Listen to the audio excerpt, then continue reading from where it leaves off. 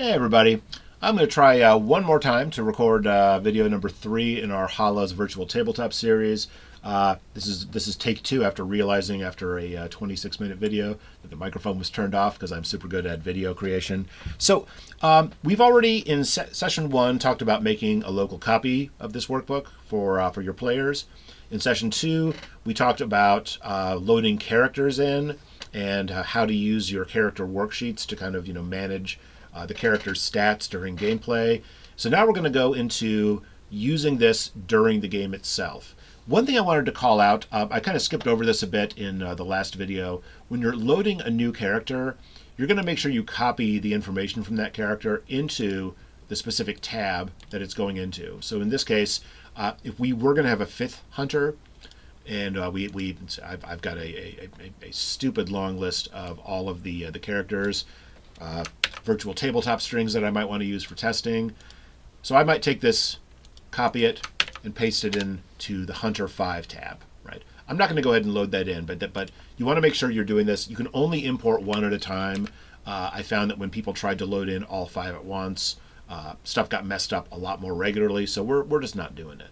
All right, so we've got our 4 characters loaded in. I'll usually kind of encourage people, we'll start by using the session 0 just to get everyone on the same page and keep notes on kind of what things people want to make sure you avoid when you're playing the game and what stuff you want to kind of veil over. So it's like if it happens, it happens, but let's not go into the gory details. So for me, I've put in like my 2 of my common ones. I don't want to play games that involve sexual assault of any kind.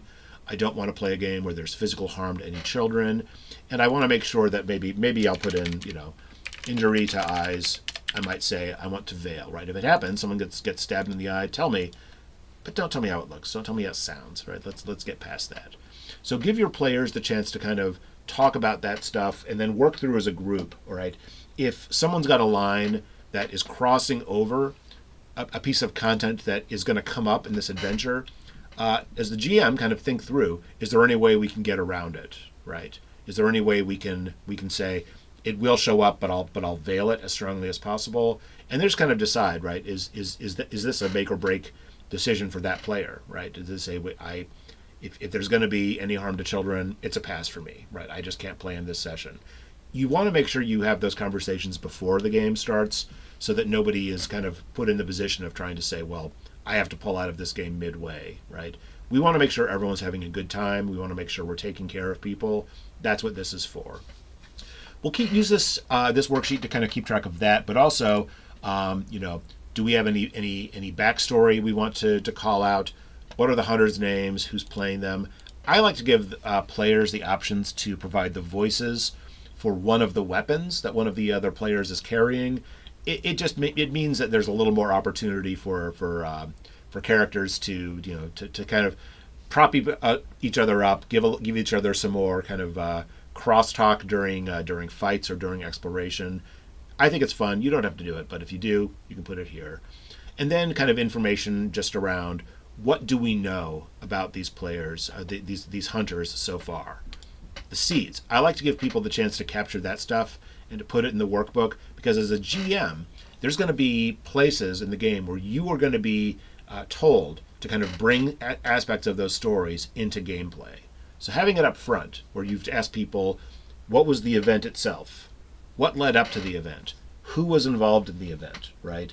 Making sure that you have some hooks to think about. How, if this person gets an echo and their seed story starts making its way into Hollows, what might that look like?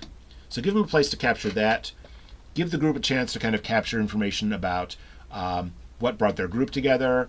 What do we think the Refuge is set up to look like? What's nice, what's weird about it? And then the keeper, who kind of manages it? And then finally, having a little place to kind of talk through as a group, how do you want us to spend our time, right? By default, most game groups won't go into work where we'll explore the isles themselves. We'll get some information around, you're getting your mission from someone in the Isles. You might spend a little bit of time traveling across the Isles, but that's not going to be the bulk of the time we spend here. So I kind of default that at 10%. And then just kind of split up the time to say, maybe this is 5% for a group, and maybe we want to spend most of our time on fights and on exploring the Hollow and on talking about these backstories, learning about the hunters, learning about how their seeds got planted, learning about where they came from, right? As a group, just kind of do a general quick pass, and maybe for every group, you might just split this 25% right down the middle. As long as people have a chance to kind of say what would they find the most fun in how you're using your time. Right? Again, you don't have to do this. You can hand wave past it a little bit, but the more that you kind of know what's exciting to the players about this, the better a time everyone's going to have.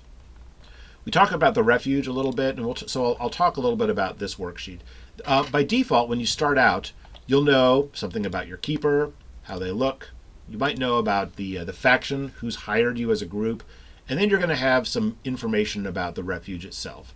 I encourage people to, whoever would like to take some time to take a picture, either something they found online, or even better, draw a picture of a room from the refuge or a map of the refuge, and just paste it right in here. Right? It'll add a little bit of coziness and a little bit of just the visual touch points people can use around when you do end up going here, either because you've died in a hollow or because you've decided to come from a hollow and get into the refuge. It'll be a little touch point for the players.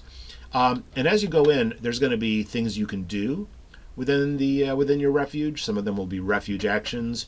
And as you beat up vassals and other entities in a hollow, you'll collect bone. And if you beat up lords in a hollow, you'll collect their hearts. It's gruesome. It's grisly. Whatever. Well, don't think about it too much. And you can spend the bone and hearts you've collected to unlock new things for your refuge. Right. So one of the things people will do up front is they'll get dormitories. Why do you want a dormitory? Well, if you don't have a dormitory, then if you die and you go to the refuge, the only thing you can do is wait for yourself to heal up as far as your refuge action. You won't be able to do research. You won't be able to kind of renew your spirits. You won't be able to do any of these other refuge actions that are listed. So, for a low cost of only 2 bone, you can turn on the dormitories, and now that's a free ability. Anytime you come to the refuge for any way, shape, or form, you will immediately heal back up. Resolve and wounds are both at maximum. Some of these things will have hearts. If you want to unlock the armory, you will need a heart. You will also need the apprentice. The apprentice is one of these shades that you can hire. Currently listed as recruits because I liked having everything here listed with an R.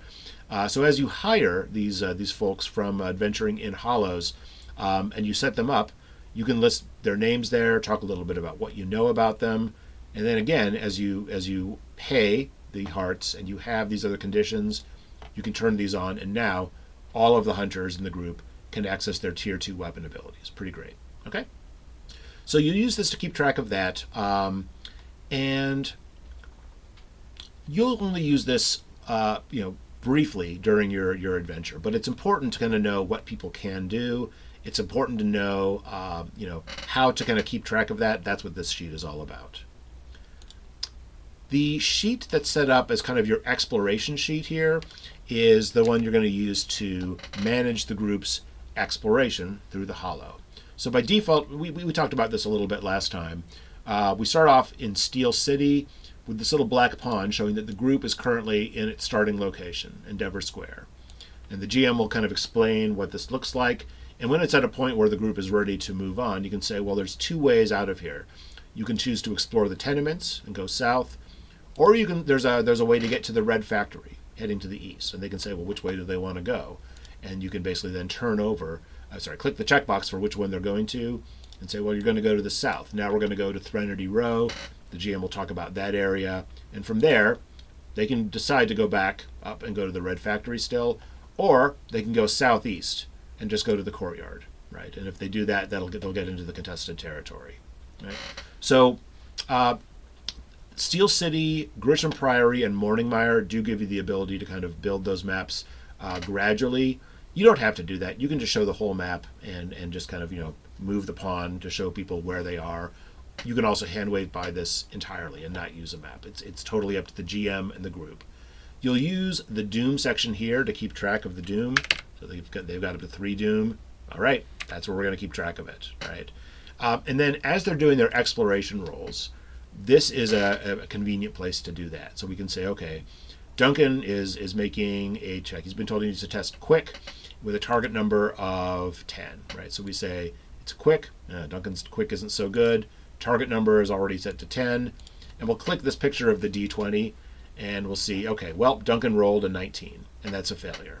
So we'll have to deal with the fail state for that check. If the group is currently encountering a thrall, you can use this here just to keep track of how much health do they have. They currently have 3 resolve, 3 wounds, right? Only if there's a combat situation involving thralls. These don't have any effect on what you're rolling. And then this section here is just for the players to use to keep track of any notes that they want to take as they explore this hollow. All right. So as you use this to explore the map, and then at some point, probably relatively quickly, you'll move on to facing an entity, and that's where you're going to go back over here to the grid, right? When you're starting a fight on the grid, a couple things. First of all, you'll make sure that you've currently got this set to show the number of players who are currently in the fight. So if you have a 5th player, you'll turn on Hunter 5. Let's say that the player who's playing Miss Chalk isn't there today, and you're in for 3. Now it's only 3 players, right? This is only important in as much as it'll help you figure out how to change the complexity and difficulty of the fight, right? This is currently set to show the mechanical gestalt. Let's say that they're actually fighting the Rustwolf, right? We go to this drop down. This is going to list all of the entities from Grisham Priory, from Steel City, from Morningmire, from the known entities that are part of the basic rule book, and then some of the stuff that I've built for my own hollows. I've left alone the idea of the other entities who are part of Wretched Domains. I don't think I'm going to be putting them in, but we'll see what happens. So in this case, let's go ahead and just select not the River Witch. We want the Rustwolf. All right. So we select that, and by default, it's going to load up all the information, all the standard stats for this entity. If we are playing with 5 players, it will automatically adjust it'll automatically adjust all of the stats to add in an extra 1 resolve and 2 wounds for dealing with a 5-player fight. Okay, so by default, we're starting off with 11 resolve and 12 wounds in a 5-player fight, and in a 4-player fight, it's just 10 and 10. All right. If we're in a 5-player fight, it's going to give us the option of picking an enhancement. I'm not going to go into the rules on enhancements, but all of the standard ones from the book are listed here. They're grouped by the malignancy that they're associated with. So this will just give you a chance to kind of figure out what do you want to turn on. And again, you can choose which one you want to use during the fight itself if you're so inclined. All right. An important thing is that the changes to the entity's stats or attacks or so on and so forth that you've selected here won't get updated automatically in the rest of the tool. Enhancements are basically there to kind of be a little GM reminder, right? So like in this case, we've picked an attack, and now it's going to deal 2 extra resolve and 1 extra wound. So all of the information on this entity's attack is not going to be updated to show that information. We want to pick out a token for this fight. There's a hidden worksheet that I've unhidden here that has the details, and that has sample tokens for all of these entities. And you can just go ahead and select the one. I've selected this.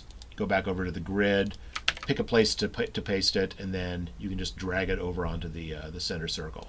Important thing to note, and this is having to do with any token you're dragging. You can't just click and then drag in that same click. It's got to be 2 parts. You click it once, then you click it and drag it. And that's going to be regardless of whether you're moving the entity, the player tokens, threat tokens, curse tokens, anything else. It's always got to be 1 click and then a 2nd click and a drag. All right. How do we know how this Rustwolf is going to work? Well, there's information that's presented directly within the workbook, and you can always scroll down and look at it. I find it a lot easier just to have the book open, to have either the PDF in a different window or to have the hard copy laid out open. But if you do want to just kind of look up the details and you don't mind scrolling down and scrolling back up, all of the stuff around special rules, in this case, treacherous ground and sustenance, what attacks are available, what maneuvers are available, what interrupts are available, what happens when you break it. It's all there within the workbook if you need it. All right. As the fight starts, let's go ahead and turn off Hunter 5, and let's turn off this keen ability. No, those aren't applicable. You get to decide whether you want to hide information from the players or not. Some players don't like knowing exactly how much health an entity has. So in that case, you can turn on this hide data checkbox, and it won't show you, right? And by default, it won't show you anything at all. You won't know what the defense numbers are, and all you'll get to see is it fresh? Is it healthy? Is it not, right? So in this case, if we start dealing the resolve damage, we can see we've dealt 3, and at 3 resolve damage, it is now annoyed, right? So that's something you can use if people would rather lean into the fiction of what would you actually know. If you're going to hide data, I really do like to give people the defenses just to have those available so that you, the GM, and the players kind of know. In this case, you know, okay, the Rust Wolf is going to be harder to hit from far away, and you can kind of talk a little bit about what's the fiction look like for that. But it's easier to hit up close, and spells from the book and the staff won't have as much of an impact on it, right? So I like having that information available.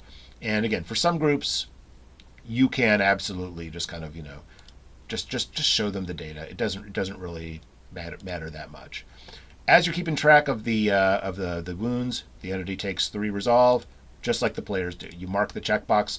The checkbox is the damage the entity has taken. If they decide to shrug off and heal it, you uncheck it. Easy peasy. All right. What else? Keeping track of the hunters, right? We talked about this the last video, that the hunters are really responsible for kind of keeping track of their own resolve and their own wounds, right? So let's say that Duncan has started the fight. He's at 4 of 6, but he's at full wounds. We're going to get rid of this because this is going to be something I'll cover in a bit. So back on the grid worksheet, you'll have a little reminder right up here. This is the table that kind of keeps track of how the hunters are currently looking, right? Currently 4 resolve and 8 wounds. And then it also is going to show you what weapons they're using, what stat they use to attack with, how much damage they do. In this case, his sharp weapon, his book is going to deal 1 resolve, 1 wound on a standard and superior success, and it doesn't need capacity. Whereas Miss Chalk, she has a shotgun, which deals 2 resolve and 2 damage, but it's currently empty. And we can see over here, she's currently marked that the 1 capacity, it's not really capacity for a shotgun, we're going to hand wave past that. But you basically have the total capacity for the weapon, and then as you use it, you mark it off. And then on the grid, it'll show you, okay, this is a weapon that cannot be used because it is currently empty. Okay? We have also the hunters that have stats that can be tracked. People with armor will have ready. People might gain different types of terrain. Let's say that Duncan is elevated and he's gained 1 focus, which he's selected here. Same thing, on the grid worksheet, this will kind of keep track. It'll highlight the things that are important. So in this case, yes, Duncan does have a focus token, and he is currently elevated, so he gets advantage on his attacks. All right. Some of the fights you go into are going to have other conditions. Like if you're fighting the Tailor from Grisham Priory, there's a condition that can be given where your character is trapped, right? And you know, they only talk about this a little bit in the rules, but I like to be able to keep track of it. So I have the ability to kind of add this extra condition called trapped. If I add that, then it's a new little status thing, and the players all have this extra new checkbox. So if Duncan gets hit with a mangle and he's stuck in place, I can say mark trapped. He goes okay, and then back on the grid worksheet, I have this little reminder. Okay, he has focus, he is elevated, but he's also held in place, and he's not going to be able to get out of the way. All right. Most of the fun stuff you're going to be doing is going to be involving die rolls, right? So in this case, all of the fights are going to start with a roll for initiative, and we're going to do that by having each of the characters testing sharp against the target number equal to the range defense. So in this case, the Rust Wolf has a range defense of 14. I'll go ahead and set this to 14 for everyone. And we say that we're making, that's the target number, and then the stat each one is going to use is sharp. And you can see here it's kind of populating the value of each character's sharp stat that we can use as part of the roll. All right. How we're going to do this is, let's say we'll have each of the characters make their roll. Duncan starts off. Duncan's not very sharp. And in fact, Duncan fails. What does that mean? It means that the GM is going to have Duncan act after the Rust Wolf. And Duncan's a backliner support person, so we're going to put him right here in front because I think it's funny. And Duncan gets to describe it. He's like, hello. I've seen one of these in a taxidermy lab. And then the GM gets to kind of describe shortly what awful thing happens when Duncan realizes that this is not a taxidermied wolf, it is a real actual wolf. Okay, whatever. Saris goes ahead and makes a roll. Saris gets a success. We tell that player, would you like to go before the entity, or would you like me to place you in an inconvenient spot on the grid? Saris says, I want to go first. So I say, cool. Saris is a frontliner. Let's go ahead and put them in range left, right? We do the same thing, and you can see for each of these, I'm clicking on the words P3 roll to do the roll. Ripper wants to place themselves in flank left, so we're going to have Ripper act after the entity. And then Miss Chalk, the terrifying backliner, who's also very sharp, gets a standard success. And Miss Chalk also decides that they want to be, they want the ability to be in range, so they will also go after, right? So this kind of gives you your bracket. So we know now that how this is going to go. In a given round, it's going to go Saris first, then the entity, and then Duncan, Ripper, and Chalk in whatever order. And as they go, you can check off the boxes. It doesn't do anything mechanical. It's just a visual reminder. After Duncan's gone, then we don't have to ask, oh, wait a minute, did Duncan already take a turn? No, you just mark it off here, right? As you are going through and doing this, I forgot one thing entirely. At the start of the fight, you're going to want to load up threat tokens and in some cases curse tokens. Let's talk about that for this fight. In this case, the Rust Wolf has a threat cap of 12. So we want to load up with 12 threat tokens just to have them available to drag on as the fight goes on. And if you scroll down to this part of the worksheet, there's a little thing that's kind of preloaded with a threat cap and a button that says add threat. And by default, it's going to add these little threat tokens that have a 1 on them, just to kind of keep track. For some fights, you might want to have a few of these other tokens on standby just in case you're running out of space and you'd really like to have like a 5 threat token instead of having 5 individual tokens. I won't stop you from doing that, right? You can always copy these little graphics, so you just gotta go copy and then select anywhere on the worksheet and paste. Now you got this one available as well, right? Like I said, on any of these tokens, you'll click first and then drag, right? So let's say that we're in the fight and it's the entity's turn. The Rust Wolf is going to attack Ripper. And what's he attacking Ripper with? He's going to attack Ripper with Bloodletting, which is a strong check, a target number of 10. All right? So, Ripper, give me a strong check. Are you strong, Ripper? You're not very strong. Target number of 10, okay? And I'm going to make things worse. I'm going to spend the 2 threat here. Why am I spending that threat? I'm spending the threat because each one you spend lets you add to the player's die roll. So in this case, we're spending both of these. I'm going to select them both and drag them out of the way to add 4 to the die roll. So then we see what happens. We roll the die. That's funny. Ripper rolled a 2. Even when you add 4, it gets you to 6, which is still under the strong stat. So in this case, the Rust Wolf thought that they had Ripper where it wanted him, and Ripper said no. I was absolutely expecting this, and he still managed to get. It's still a standard success, so he's still going to take the 3 resolve. It's not great, but and in this case, actually, I couldn't have done that because there's a special way to treat threat there. You know what? Doesn't matter. This is just to show you how the virtual tabletop works. So that's what the add thing does, and just always remember to set it back to 0 so you don't keep on penalizing someone for the entire fight. Okay? I mentioned curse a little bit. Curse by default is going to be set up with a couple of these tokens. You see some examples. We've got 2 different colors just for the weird cases where you might have 2 different types of curse tokens. You really shouldn't, right? It really should just be 1 type of token. And you can either have them show up as stacks of up to 5 or up to 6 if you want, or just individual ones. So let's say that we've decided we just want there to be a whole bunch of these green curse tokens. We want 12 of them. So we enter 12, click out of the cell because Google Sheets is freaking weird, and then just go ahead and click Add Curse. And it'll add 12 of these little curse tokens to the worksheet, very, very slowly, one at a time. We'll get this guy out of the way so he doesn't get stomped on. And we can kind of move those around onto the worksheet if just to represent how things are getting weird during this particular fight based on whatever the rules are for the entity. All right.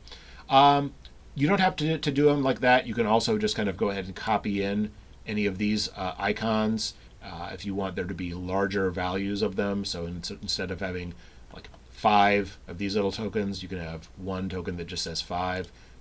However you want to do it, you can either just copy and paste from over here, or you can generate tokens. If you want to generate a couple of tokens with the number 2, you can just say I want 3 tokens where the value of these is 2, and it'll go ahead. It's going to just layer them right on top of the existing ones.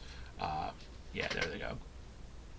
And then we can just kind of take those and drag them elsewhere. So we're trying to make this as easy as possible for you to move things around. And just as a reminder, when you're moving, you want to make sure you're moving with the cursor as this hand.